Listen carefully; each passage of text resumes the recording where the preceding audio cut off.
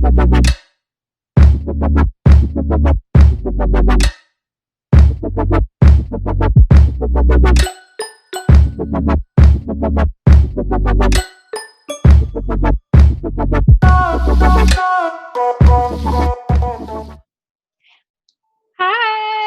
Hi, everybody. I'm Charlene, I'm Rachel. and this is Notorious for Nothing, Notorious for nothing. quarantine style. So we started recording our podcast in February, right? Mhm. Before all this happened. Yeah. And it just kind of went to a standstill, and we're done waiting around for things to go back to normal. So So we decided to try this out, and hopefully it works out well. So, during this episode, we do want to talk a little more about Instagram because a new feature is coming out about monetizing Instagram for creators and influencers. So I think it would be good to kind of start with like, what is monetization? Mhm. What's the difference between getting your account verified and monetizing it, and Right. kind of things like that. Right. So you're in the process of getting a verification, right? I'm trying, but this is like my 10th times and I keep getting rejected, so we'll see. So what is different between you trying to, get verified and then eventually getting monetized on IGTV? What's different? Honestly, just the whole verification. I have seen like people use my photos and people do think they're real. Like the accounts are real, and then like I've seen people use other photos but like use my name. So I just like want that verification so people do know I'm me. It's my Instagram. That's my real blog. Like Notorious is nothing. It's Notorious for Nothing is like I'm a part of it. So that's the reason why I do want the verification. And then just, I don't know, I think just the whole monetizing thing. Yeah. I think it just benefits everybody in a way. I do remember the first time I saw someone use my photo or like tag me in something. They're like, "Oh, Rachel Morgan promotes this product." I'm like, I don't even know what it is. It was like a detox tea or something that I was like, I've never used this before in my life. Yeah. And it's so hard not to like call these people out, to be like, hey, you're using my content that I worked really hard to create. And it's just really hard to be like humbled about it. And like, sometimes I want to put my account on private to, kind of avoid those lurkers, those people who are like screenshotting your photos and stuff. Yeah, but I think it's good. we can't really do that because like what we do, we can't really be private. So that's something that's annoying. I'm actually friends with this girl on Facebook. She has like over 500K followers. And I think she has like over 50 fake accounts of her. Whoa. And she's not verified. Like Instagram won't verify her. One of her accounts has over 100,000 followers. And whoever's running that account reaches out to brands like they're an influencer, and then they get like the money and the product or whatever, and then they just ghost them, and then they reach out to her real account saying like, why'd you do that? Whoa. Yeah. That's messed up because that's like your reputation on the line. Exactly. Yeah. And what if it's products that you don't like? Like what if it's not like, what if she's vegan and they're using like leather products? Like that totally messes with your brand. Yeah. So I don't know. I just think it's ridiculous how that account is like using her. And it sucks. I know, that's incredible. And it's incredible that IG isn't like on top of it. If you have an account with like the same name using the same photos over and over again, like that should be a telltale sign. Yeah. And she says like I've been trying verification every 30 days and they just constantly deny me. And we're like, what the heck? Like, we understand that you need to be in like publications and like press and all that, but it's like if you grew on Instagram, like how are you going to be in the press? So I don't know. I get that. And I think IG is kind of getting it, and that's why they're starting the monetization process. They're like, okay, people are really like, they have a base here on Instagram of influencers and outreach and you know, impressions on other people, but they're going to other places like YouTube, Twitch. I'm trying to think of what else you can make money on, videos that they're making money off of the ads that they're running on there. You know. A lot of people I see with a lot of followers are people who have a YouTube or like a lot of subscribers on YouTube too. So, and we talked about that once before. How their link in bio is usually their like most recent YouTube. It's not like anything else. It's because they're making so much money off of YouTube. And like I've tried and I've like thought about like starting more, like making more videos on YouTube and all, but then like, one, we're in quarantine. I don't know what I would, you know. Two, it's like, even if we're not in quarantine, I don't even know like how to be a vlogger. Like, you know, it's just something so different from me. So I don't know. And then so I don't know if you think this is funny, but I've had my computer for like maybe 4 years now, but this past year I've downloaded so much stuff on it, like a video editor, like a podcast editor, like like Twitch stuff, OBS stuff. I've downloaded so much stuff. It's like you have no more storage in your computer. Like you're screwed. So now I'm like, oh man. And it's hard because you're like, I want to be good at YouTube and I want to be good at Twitch and I want to be good at Instagram and kind of getting my word out there and influencer, but it just takes a toll, man, especially if you've never learned how to do it. And I mean, like, I've mentioned this on my blog post many times, like I kind of fell into being an influencer and I just made a blog to like basically have longer captions, you know, and like tell more stories. So I don't really follow that, like the whole niche stuff. So it's like I literally post what I want when I want. Like, oh, this video's cool. I'm not going to edit it. Just YOLO. I'm going to put it out. So, I mean, I don't know. I don't know. Well, here's the thing is, and I thought about this the other day, there's so much research on how you need to have a niche in order to succeed, and you have to be good at one specific thing in order to like rise above and be an authority in your niche or whatever. And then there's other stuff that says you need to write about as much as like as many things as possible, as often as you possibly can. So it doesn't matter which way you do the research. You're just going to go back and forth between which one's better, you know? So, okay, this is really weird because you know how like we've been hearing like, oh, pick one specific niche. So I don't know why the past few weeks people are saying pick 3. Like stick to your top 3 and make those your niche. And I'm like, why? Like why? Not even why, but it's like, how are you going to go to pick just one niche to, oh, you can have up to 3? There's no rules, you know, like you can make all these rules for yourself, but there's no rules. No, yeah, I think it's like if you're just good at writing or posting photos, editing, whatever it is, people will like follow you and like you know? I don't think it's like, oh, this person only posts about like, oh, the paleo diet. I'm on the paleo diet. I'm going to follow her.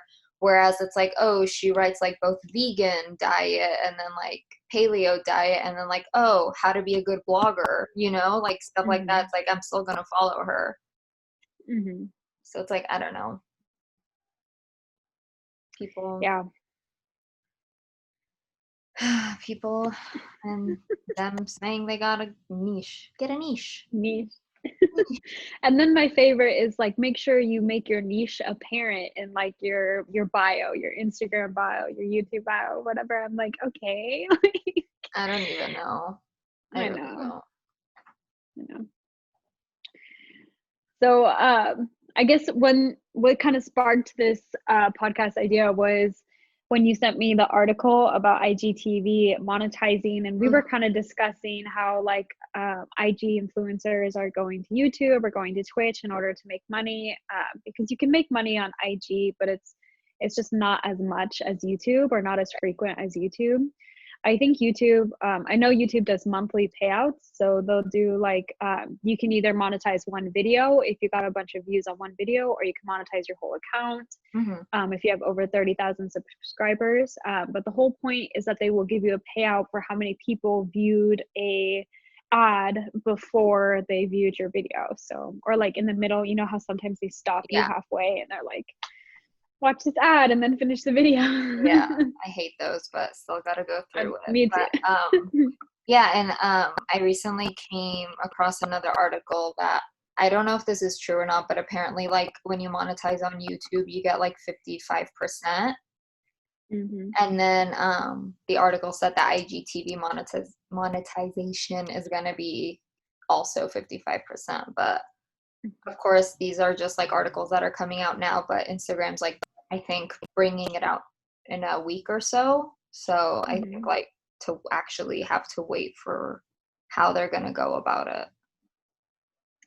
So I know Facebook is monetized, right? What they do is they have, like, you'll start watching a video and then halfway through they'll have like an ad. I haven't seen any on my phone lately, but I do see it on my computer often. They have like little yellow chunks of where the ads are going to be.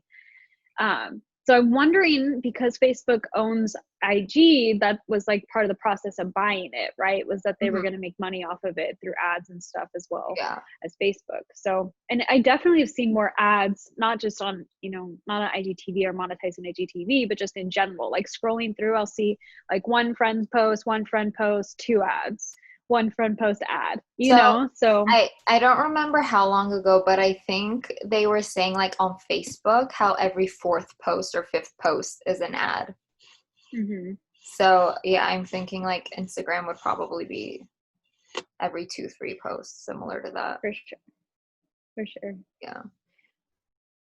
And I'm wondering, like, so you know how you can have IGTV series and IGTV, you can kind of like organize it that way. I'm wondering if you're going to be able to eventually put your IGTV onto Facebook so that you can just like seamlessly do both at the same time.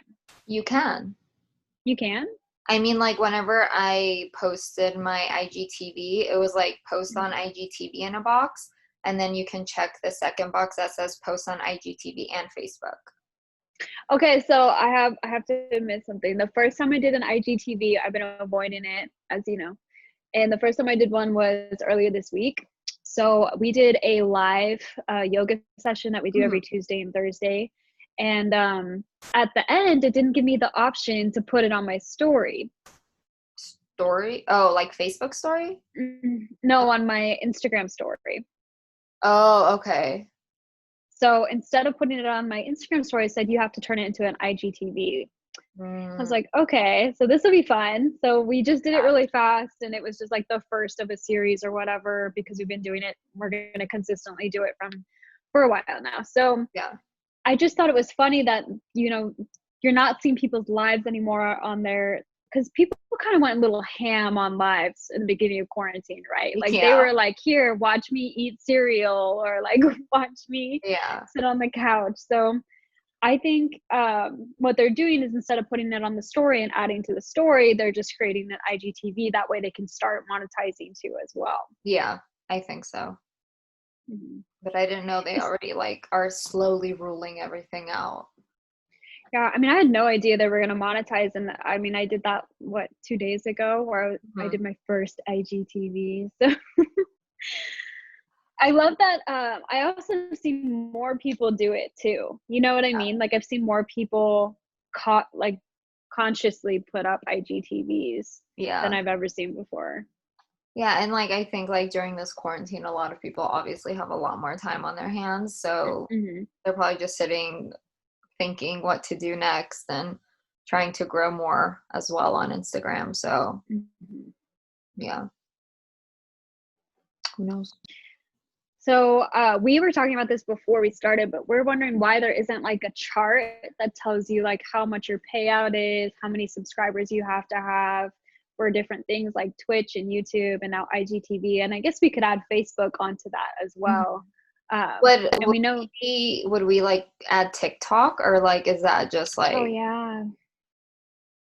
Here's the thing is you can monetize pretty much any social media now, except I think Twitter. I don't think you get paid for Twitter. Yeah, I don't either. Twitter ads on your account. I think Twitter is just like posting statuses, really. Yeah, for sure. Twitter is gonna die out. I can already feel it. Honestly, I feel like it's already dead. The only time I use it is like, hey guys, I posted a new photo on Instagram. Mm-hmm. Yeah. I see some people like the Facebook fights we used to see in like 2012, 2015, you know, those like Mhm. opinionated Facebook fights. I see them all over Twitter now and I'm like, Yeah. is this the beginning of the end? Like Yeah. I don't know. We'll see what happens with Twitter. so you can monetize Facebook, YouTube, Twitch, TikTok and what else? IGTV. TikTok. You can monetize your Snapchat too. Mm-hmm. But I don't know anything about that because I've always had like a pretty big following on Snapchat, whatever you want to call that community. So I always wondered like how many people do you have to have following you in order to monetize on Snapchat? Because you know sometimes you'll see people who are like subscribed to my Snapchat channel, whatever it is.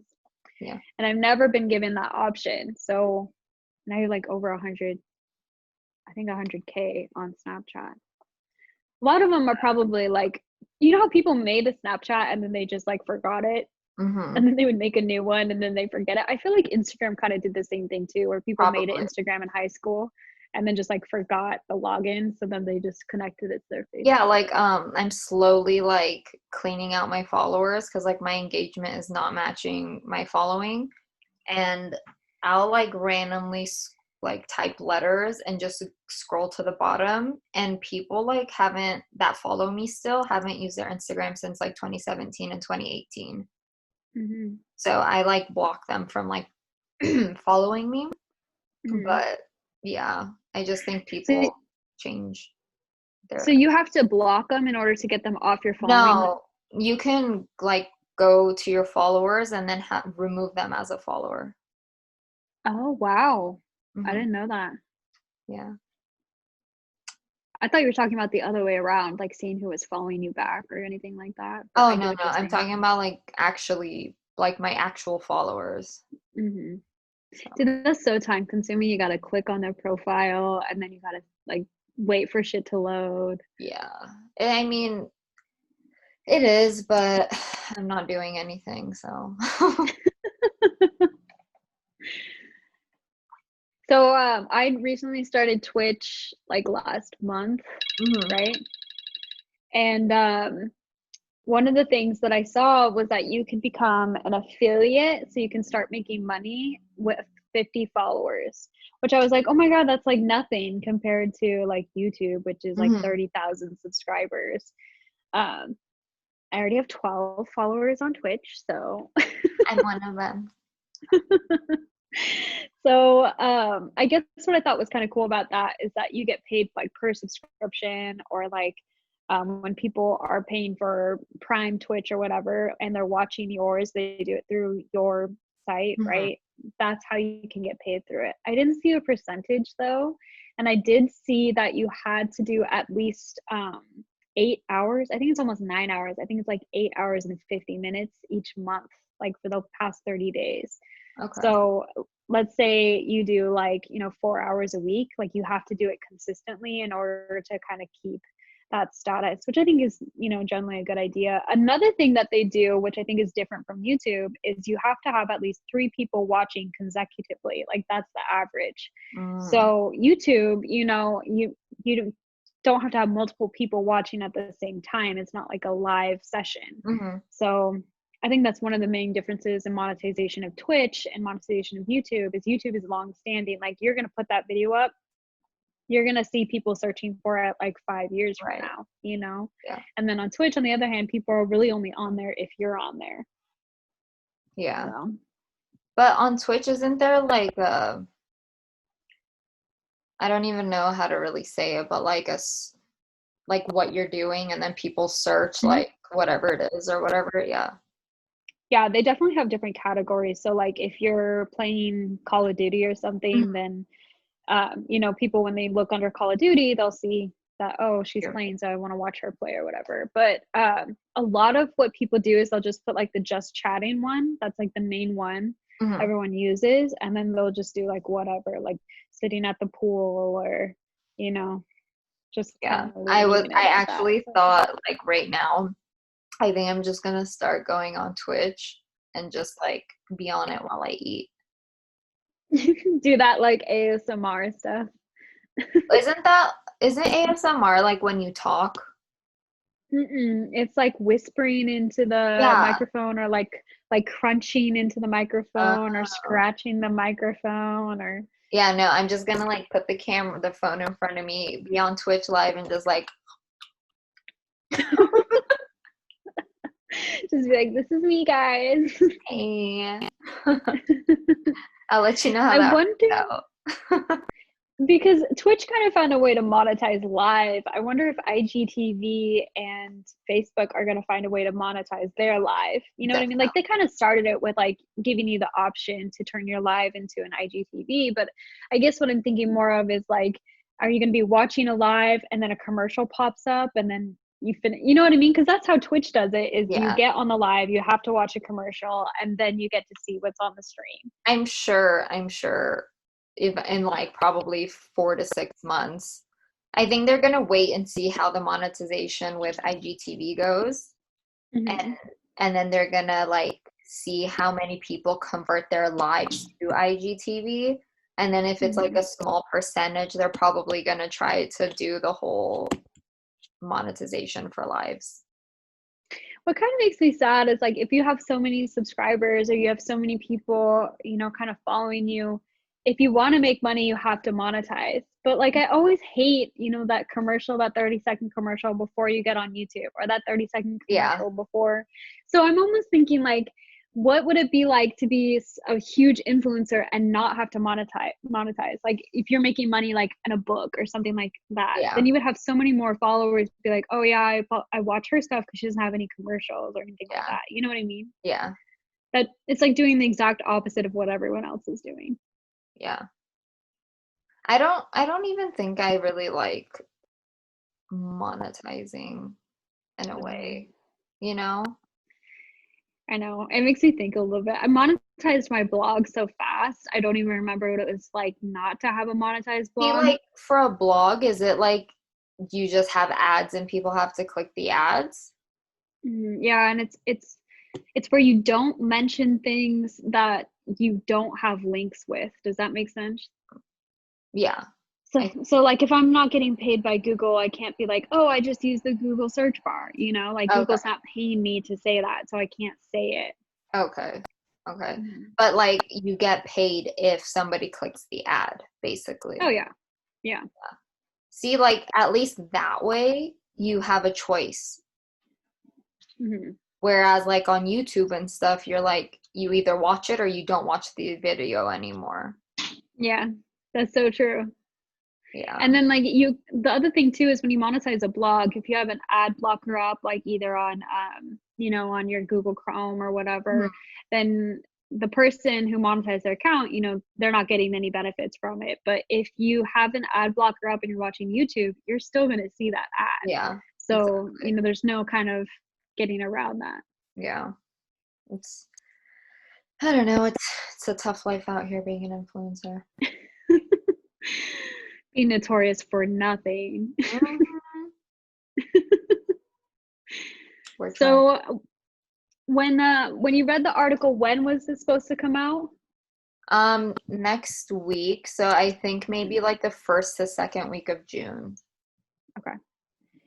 And what's today, just so everyone knows? It's May 28th. Okay. May 28th. May 28th.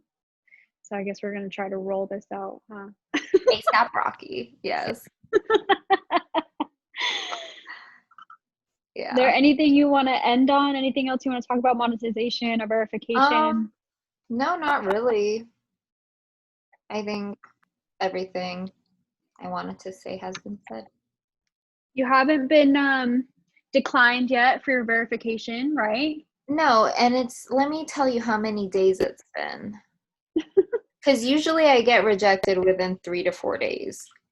Okay. Tomorrow will be a week.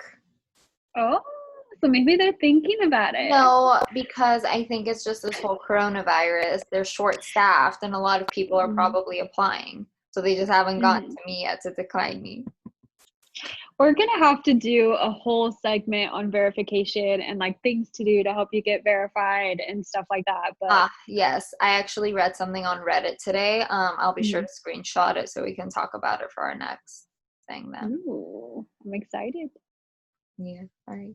All right, guys. Thank you guys for watching and or listening. Please be sure to follow us on Instagram and Twitter. Our handles are NFN Podcast, short for Notorious for Nothing. And then if you'd like, our personal Instagrams, mine is charlene.s. Mine is Rachel Morgan, and it's RACHLEMORGAN. Yes. So feel free to follow us, come say hi, whatever you want. Give us topics to talk about if you'd like. Yeah. And we hope to hear from you guys soon. Bye, guys.